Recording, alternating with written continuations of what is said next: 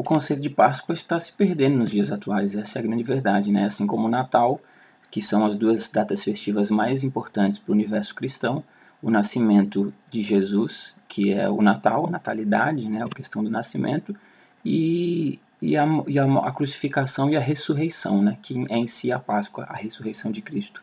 Então são as duas datas mais importantes para o universo cristão e elas estão se diluindo e desaparecendo e garanto que em mais algumas décadas o conceito de Páscoa vai se diluir quase que inteiramente, porque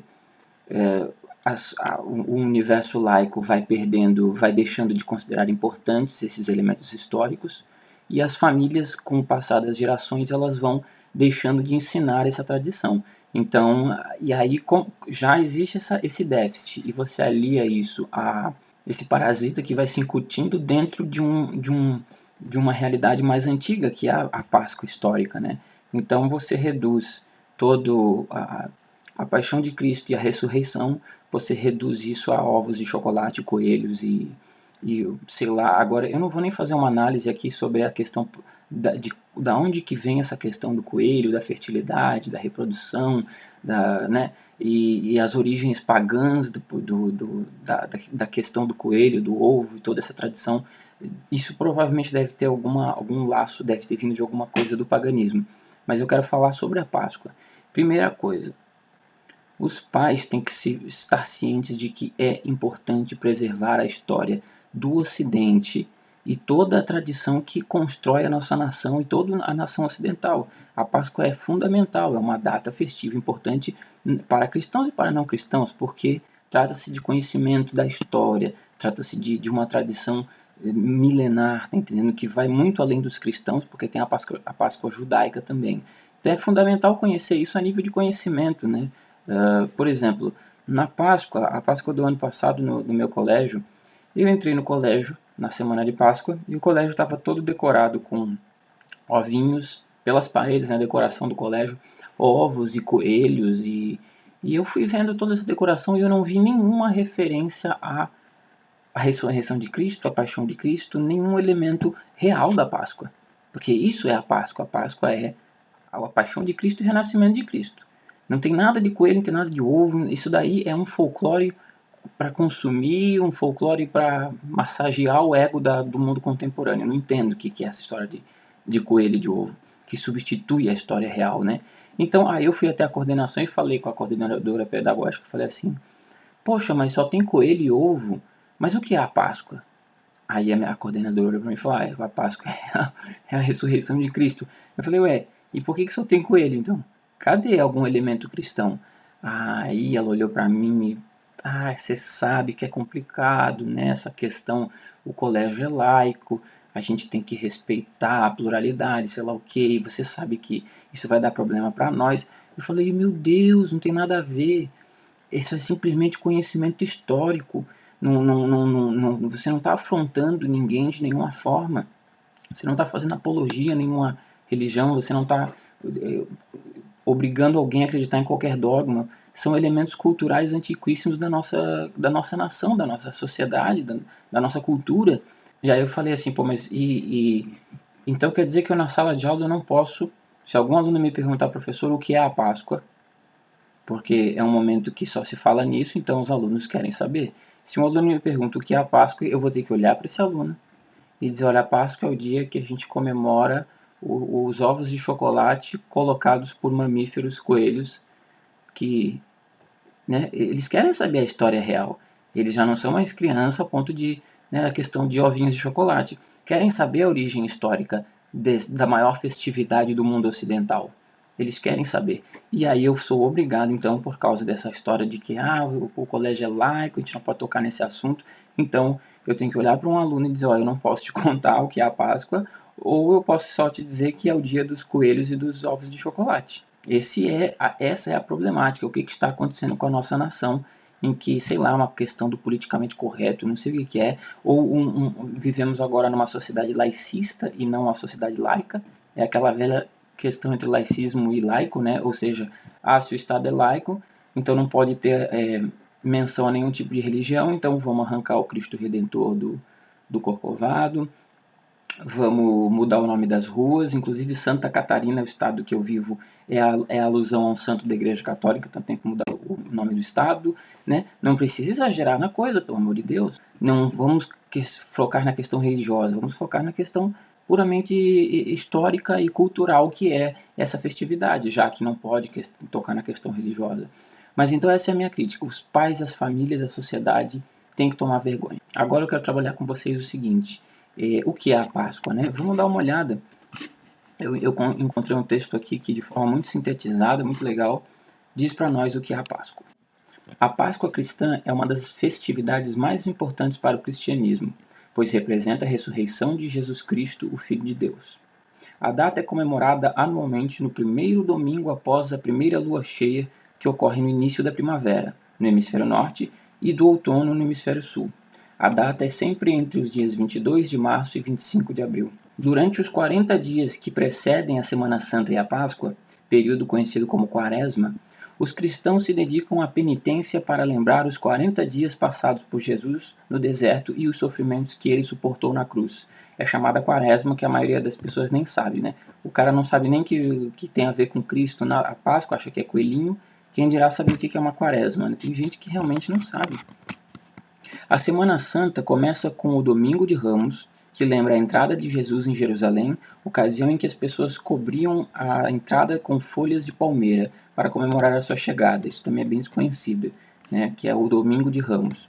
A Sexta-feira Santa é o dia em que os cristãos celebram a morte de Jesus na cruz, que é hoje, né, dia 14 de abril de 2017. E por fim, com a chegada do domingo de Páscoa, os cristãos celebram a ressurreição de Cristo e sua primeira aparição entre os seus discípulos, que é o domingo da ressurreição. A Páscoa já era comemorada antes do surgimento do cristianismo. Tratava-se da comemoração do povo judeu por terem sido libertados da escravidão do Egito, que durou aproximadamente 400 anos. Sim, é a Páscoa judaica. E agora a gente vai começar a entender um pouco essa questão. A historicidade e toda a riqueza cultural histórica que é isso que chamamos de Páscoa. Existe a Páscoa cristã, que é o que eu estou contando aqui para vocês, que comemora, né, a ressurreição de Cristo, e Sexta-feira Santa, domingo de ressurreição, né? E existe a Páscoa judaica, que é uma outra coisa completamente distinta, mas que tem uma relação histórica entre as duas Páscoas. Vamos tentar compreender isso melhor. Durante o êxodo no Egito, né, quando Moisés lidera o povo judeu para fora do Egito, né, são lançadas as 10 pragas contra o Egito, e a última das pragas é a morte dos primogênitos, em que o primeiro filho de todo o casal no Egito iria morrer. Né? Então, é aconselhado aos judeus que passassem sobre o vão da porta o sangue de um cordeiro sacrificado, né? E dessa forma os primogênitos dessas pessoas não morreriam.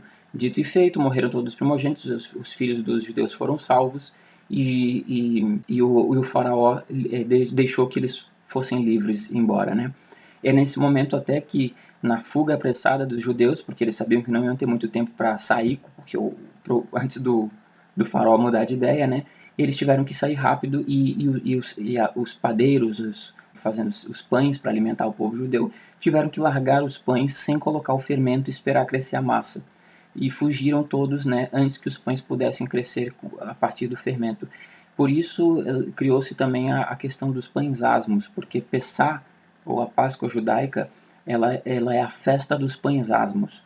Existem duas festas aqui que estamos diante, o Pessá judaico, a festa dos pães asmos, e a Páscoa, a ressurreição de Cristo. São duas festas para sociedades distintas, mas que tiveram um entrelaçamento histórico. Ou seja, os judeus comemoram, na festa dos pães asmos, eles comem pães que não são fermentados. Então você vai ver no dia do Pessá, isso acontece até os dias atuais, né? É a maior festa da nação judaica. Eles, para comemorar a fuga dos judeus do Egito, é feita essa festa. Né? Os judeus comemoram a fuga do Egito desde o momento que fugiram. Né? Toda a história judaica, Velho Testamento e, né, até os dias de hoje, eles comemoram isso. Então, os supermercados, é muito engraçado, porque os supermercados em Israel, etc. e tal, no mundo judaico, os supermercados são esvaziados com tudo que tem de fermentado, e os pães, por exemplo, né, são esvaziados e colocados os pães asmos, que são os pães que não usam fermento. A nação judaica inteira compra esses pães e é feita um banquete, né? As famílias ceiam. É quase que um Natal, assim, né? Com comidas, com festividades, onde eles celebram várias questões da tradição judaica. Inclusive, é comido pão asmo, que é essa espécie de biscoito, é como se fosse um biscoito. Eles comem esses pães para celebrar a saída do povo judeu do Egito, e é comida também a carne do cordeiro, né, o pernil. Eles comem o pernil para recordar o, os cordeiros que foram mortos e o sangue que foi passado na porta da casa dos judeus para que os primogênitos não morressem. Então eles comem hoje o pernil. Os judeus fizeram o sacrifício dos cordeiros durante toda a história do judaísmo, né? A Páscoa é a festa de sacrifício de um cordeiro e onde eles comem os pães asmos também. Mas a Páscoa em si, o Pessah judaico, é o ritual do sacrifício dos cordeiros. Então, na época do templo no templo de Salomão, ou no templo de Jerusalém, né, no grande templo dos judeus, eles faziam, é lá que acontecia a comemoração. Então, famílias se reuniam e era feito todo o ritual de sacrifício. Eu vou dar uma olhada aqui com você. Na época ainda lá do Velho Testamento, né, na época do segundo templo, durante a Páscoa, nesse dia, né, Jerusalém recebia peregrinos de todas as partes e a população aumentava muito e todos se dirigiam até o templo, o grande templo, aonde eram feitos os rituais de sacrifício. As oferendas de Pessah eram feitas em 3 grupos, com cada um de no mínimo 30 homens. O primeiro grupo deveria entrar e quando o pátio do templo estivesse cheio, os portões eram fechados. Os levitas entoavam o Alel e o repetiam, se necessário, até que todos houvessem sacrificado seus animais. A cada vez que o Alel era entoado, os Kohanim tocavam 3 toques de shofar, que é o Tequiá, Taruá e Shefraim. Eu nem sei o que é isso.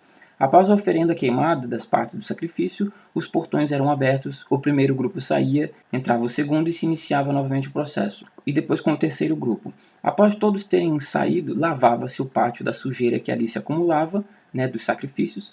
Um duto de água atravessava o pátio do templo e havia um lugar para onde ele saía.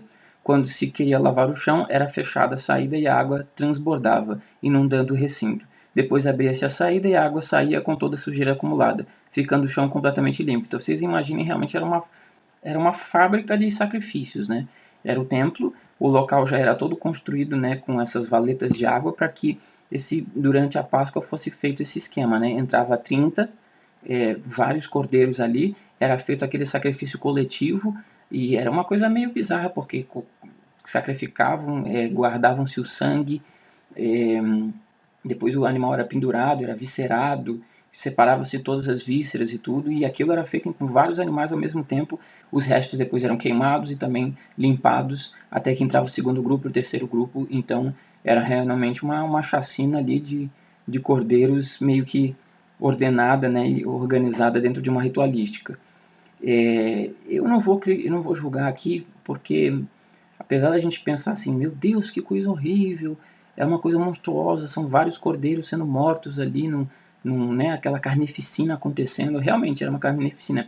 Só que a gente tem esse pensamento com um pouco de medo dessa coisa, porque hoje em dia a sociedade contemporânea afastou o ser humano da morte dos bichos, né? A gente hoje em dia compra tudo morto já, e você não tem aquele choque. Uma pessoa hoje em dia que vê um animal sendo aberto, limpo e destripado ali, né? Uma pessoa hoje em dia passa mal vendo isso. Só que antigamente o contato era muito ali. Você não tinha a indústria que vai fazer isso por você. Então as pessoas tinham que realmente, era comum nas fazendas, nas famílias, né? Matar. Hoje em dia ainda é no interior, né? Você tem que matar, abrir, destripar. Então animais eram abertos e mortos e tirado o couro, tirado as vísceras, desmembrados todos os dias para serem comidos.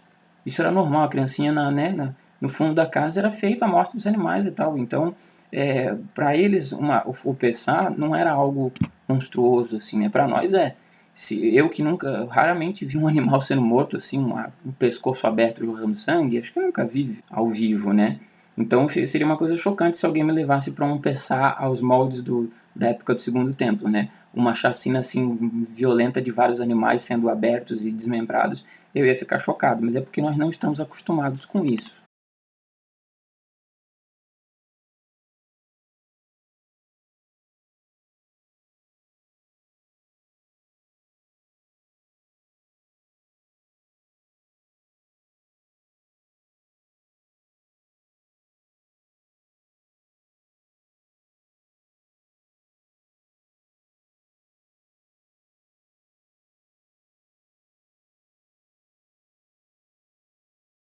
Então, durante toda a história judaica, era feito o Pessá, um ritual onde eram feitos os sacrifícios dos cordeiros para relembrar os cordeiros mortos no Egito, para poder o sangue ser colocado na porta dos judeus, né, para não morrerem os primogênitos. Então, são feitos esses sacrifícios, e após o dia dos sacrifícios vem o dia dos pães asmos, em que eles comem os pães asmos, também referente à saída do Egito. Então, todo o Pessá judaico é uma celebração à fuga e à libertação do povo judeu. Onde é que isso mistura com o cristianismo? Quando Jesus Cristo é crucificado no dia do Pessá. No dia do Pessá, existem polêmicas, tal. Alguns historiadores dizem que não, Jesus não foi crucificado nesse dia e tal. Mas o que se fala no geral é que Jesus foi crucificado no dia do Pessá judaico. Durante essa festa, inclusive, é interessante lembrar que o próprio Jesus Cristo comemorava o Pessá. Ele era judeu e ele comemorava a libertação do povo judeu, né? Ele participou de Pessás, inclusive muitos dizem que a última ceia foi um Pessá, quer dizer, foi uma ceia de Pessá no qual Jesus desmembra o pão, né, que era o pão asmo, esse pão sem fermento, e distribuiu entre os apóstolos aquele pão asmo. Ou seja, ele comemorava as tradições judaicas assim como os outros. Só que nessa Páscoa, enquanto os cordeiros estavam sendo imolados e os pães asmos distribuídos, Jesus estava na cruz sendo crucificado. Por isso que é dito na Bíblia que Jesus Cristo é o Cordeiro de Deus. Porque enquanto os judeus imolavam os seus cordeiros, o Cordeiro de Deus estava sendo imolado ao mesmo tempo.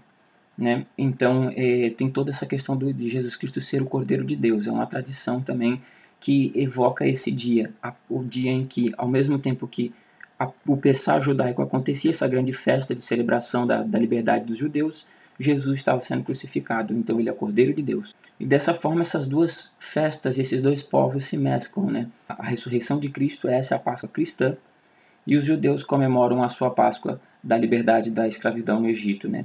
Então estamos falando aqui de história, estamos falando de conhecimento, estamos falando de cultura, de culturas milenares que escreveram os traços da civilização humana, pelo menos a nível ocidental e parte do Oriente Médio. Né? Os chineses lá para o outro lado são outras tradições e tal, mas eu não sou chinês, eu sou ocidental, eu venho dessa tradição judaico-cristã, a minha história foi escrita. Eu cheguei aqui hoje através de uma história, e essa história desemboca no evoluir de uma questão judaico-cristã. Existem outros povos, existem outras tradições, mas nós vivemos nessa, e é importante preservarmos.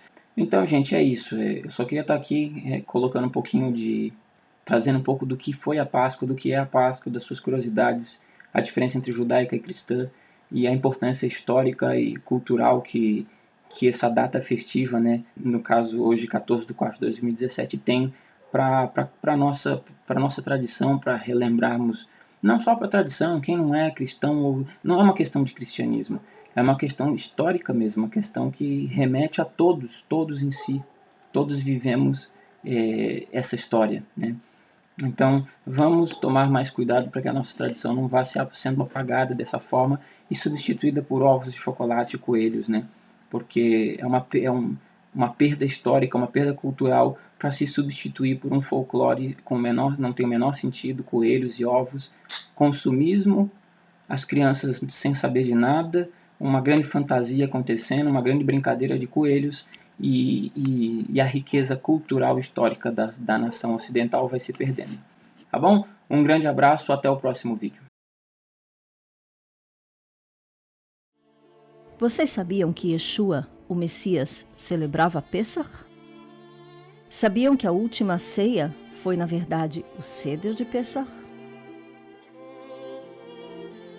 Naquele Pêssar, enquanto cordeiros eram mortos e sacrificados, o próprio Yeshua seria preso, espancado e crucificado. Esse Yeshua, a quem João Batista chamou de o Cordeiro de Deus que tira os pecados do mundo, iria se transformar no Cordeiro sacrificado por toda a humanidade. Como a matzá pascal, ele foi partido e moído por nossas transgressões. E o último símbolo de Pêssar, a Páscoa judaica, permanece um mistério para muitos judeus. Todo ano, Durante a refeição do Seder, 3 matzás são separadas de forma especial. 3 em 1. Mas a maioria dos judeus não sabe muito por que 3 matzás são separadas. למה 3 מצות? כן, בפסח. אני לא יודע. למה 3 מצות? ליאורה, בואי. למה 3 מצות בפסח? אברהם, יצחק ויעקב. האבות. אברהם, יצחק, שיעברו 3 אבות. לא זוכרת למה. אני לא זוכרת. למה 3? למה 3 מצות? למה 3 מצות? There is a reason. Também há muita confusão sobre o motivo da matzá do meio ser partida, embrulhada, de forma especial e escondida em algum lugar da casa e depois ser trazida pela criança, que a achou, para finalmente ser partida em pequenos pedaços e repartida à mesa. Nós, os judeus messiânicos, vemos essas 3 porções de matzá como uma representação de 3 em 1, o Pai, o Filho e o Espírito Santo. 3 em 1, o Deus Trino. A matzá do meio, o Filho, partido, envolto em panos, enterrado e depois ressurreto. Exatamente como Yeshua, o nosso Messias. Na última ceia, Yeshua pegou a matzá e a partiu e deu um pedaço a cada um dos discípulos, dizendo: Isto é o meu corpo, que é dado por vós. Fazei isto em memória de mim.